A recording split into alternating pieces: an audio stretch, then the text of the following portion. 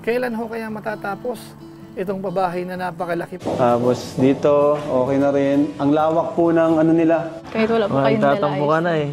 Pambira.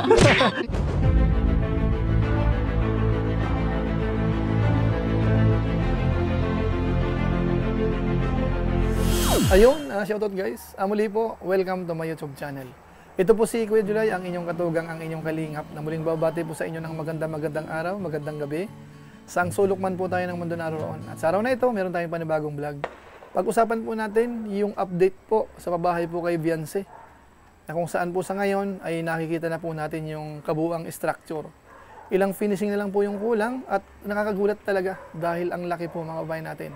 Pag-usapan po natin, alamin po natin kung mga ilang linggo pa po kaya bago matapos po yan. Tapos idadagdag po natin yung reaction po ni Viance na para bang nahihiya na po ano. Bakit nga po kaya? So pag-usapan po natin yan maya-maya ng konti. Pero bago po yun, konting paalala po si Kuya July, baka sakaling meron pa po ditong hindi nakasubscribe sa ating YouTube channel. Huwag natin kalimutan, July Paunil, tapos pakipindot lang po yung notification bell button para lagi po tayong updated sa aking mga video upload. So maraming salamat po sa inyo. At sa atin pong Facebook page, pwede rin po natin i-follow po yun, pwedeng i-like at saka po i-share yung mga upload po natin. Tapos sina Kuya Val Santos Matubang, Kalinga Prab, Ate Edna Vlog, Sir Will of Malalag at saka po yung Japper Sniper.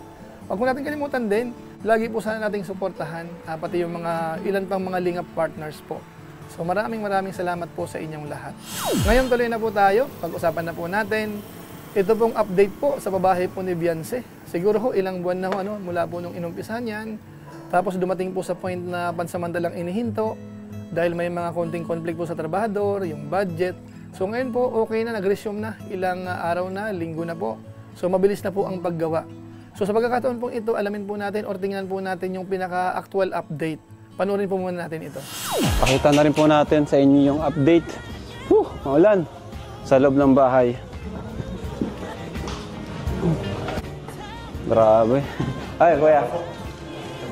Grabe guys, pambihira.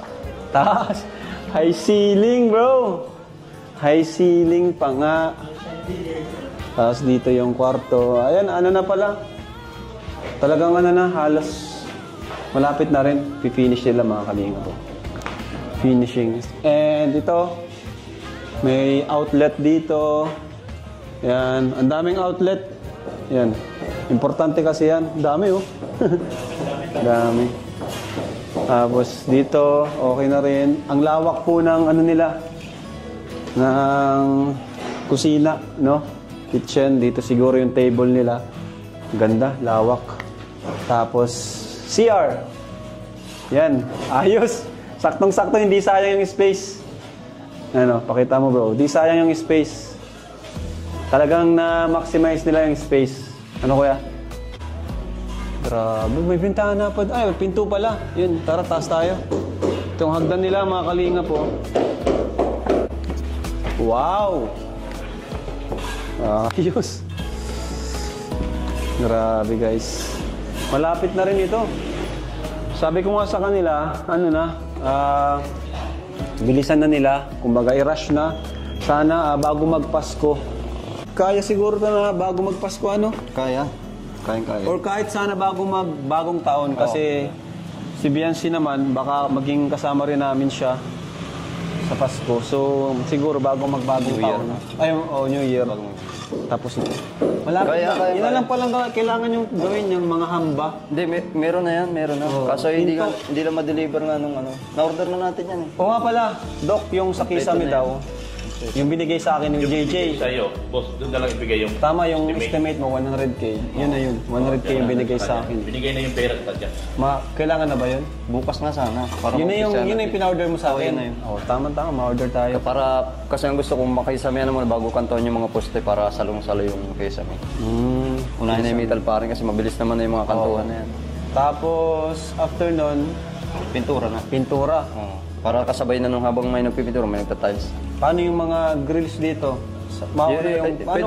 Pwedeng ipahuli itong gabay. Ito ang pinaka-final. Unahin kasi, yung tiles muna dapat, no? Oo, dapat mauna yung para... Yung sa tiles pala, boss, ipa-estimate mo na kasi ipapadala nila sa akin yung pera.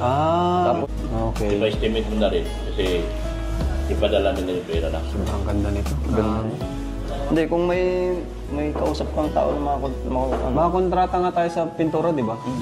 kung may kausap ka, pwede na nating ipa-estimate na kung magkano yung materials, Para ibigay na para kung magkano yung labor. Sa huli pa naman yun, mauna patang tiles. Hindi, pangit pag nauna ang tiles kasi magagasgasan yun. Pintura muna. Pintura muna talaga. pintura Dapat pala muna. pagka-kisame, bago mag-tiles. Kasi pagka-kisame, pintura na muna. madumihan. Maggagasgas yun. Dapat unahin mong...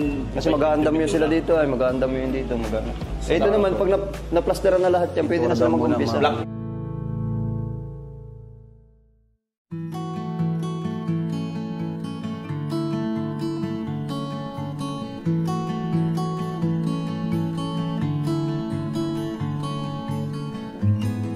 So ayan po mga kabayan po natin, ang laki po ng bahay po ni Beyonce. At sigurado ho, yung gastos po niyan ay talagang malaki rin. Sa tansya po natin, hindi po bababa ng 3 milyon po yan. So sa ngayon po, sa nakita natin, ang mga kulang na lang po ay yung kisame, tapos tiles, mga bintana, pintuan, hamba, at saka po yung pintura na narinig nga po natin, ipapapakyaw na lang. Alam niyo po kasi mas mabilis yun, saka yung quality baka sakaling mas maganda. Kasi mas expert po sila. Lalo na po yun, finish na po yung mga wall. So yung mga pintura ho talaga, skim coat na po yan ang katapat niyan. Pagka magaling po yung nagtatrabaho, madali hong kuminis yan. Malinis na malinis. Kaya kung sakasakali pong medyo mahal ng konti, yung para sa labor, sa materialis ng papakyaw sa pagpipintura, wag ho tayo manghinayang kasi sulit po yan. Kagaya ng sinabi po natin sa mga nakaraang reaksyon natin patungkol sa mga babahay, yung pagpipintura ho, yung mga finishing na yan po ang napakahalaga.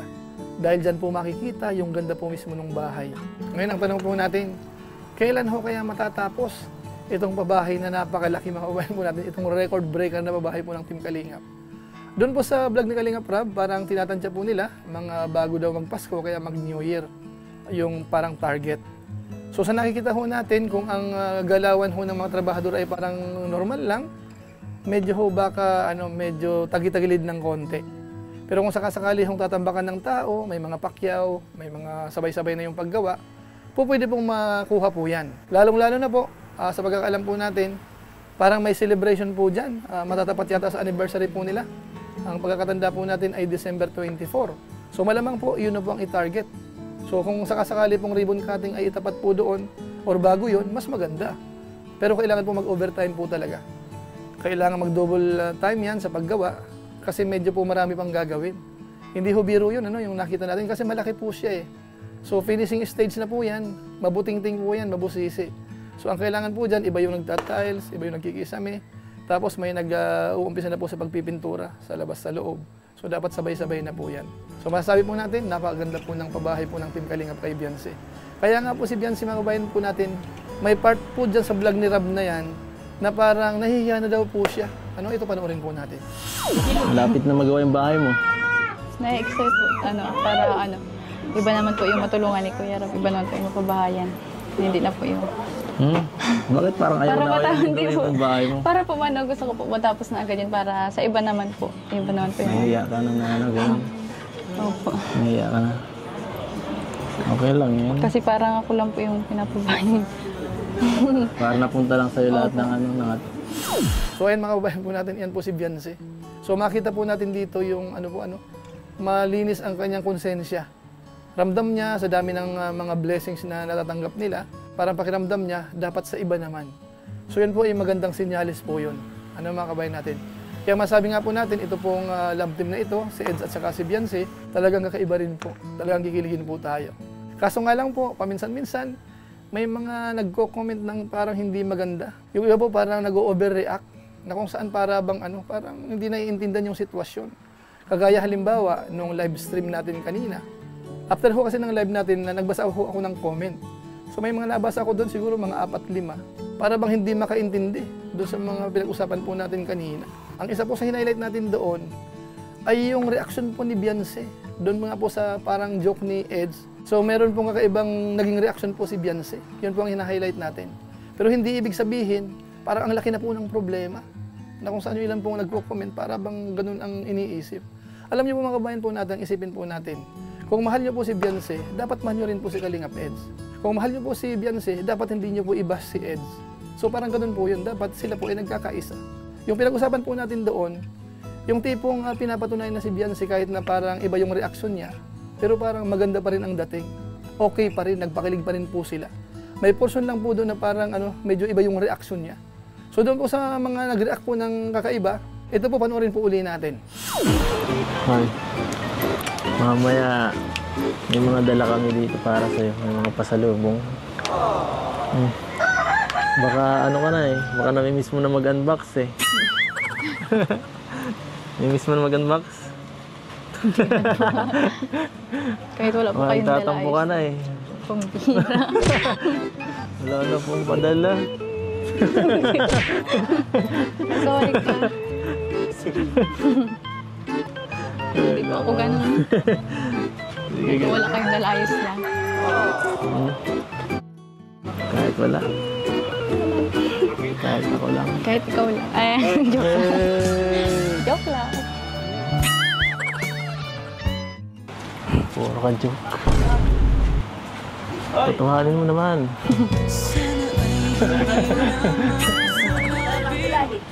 Ay. Ano? Saan ka galing? Sa school po. So mga kababayan po natin, ano ho ba ang masama doon? Di ba medyo nagulat si Beyonce ng konti doon eh. Medyo iba yung reaksyon niya eh. Hindi po natin yung mapagtatakpan eh. At saka hindi po yun kasiraan ni Beyonce. Siya po ay nagpakatotoo lang. May narinig po siya na parang ang dating ay hindi niya nagustuhan. So may konti siyang reaksyon.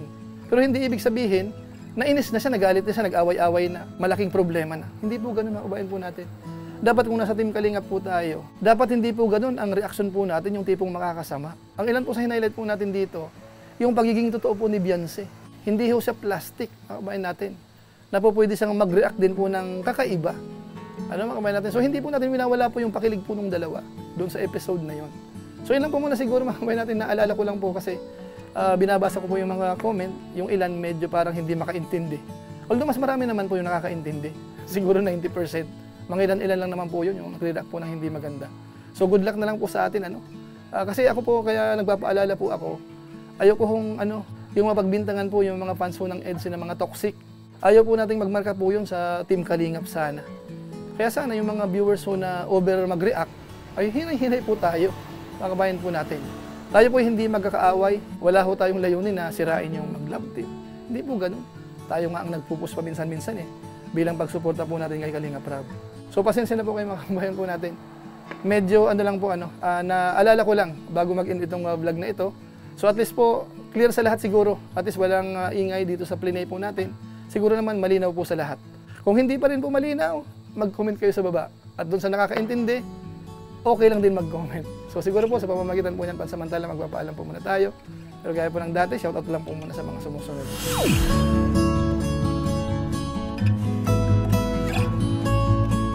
Tapos maraming salamat din po sa ating mga kasamaan po sa COOS, Kalingap OFW Organic Sponsors.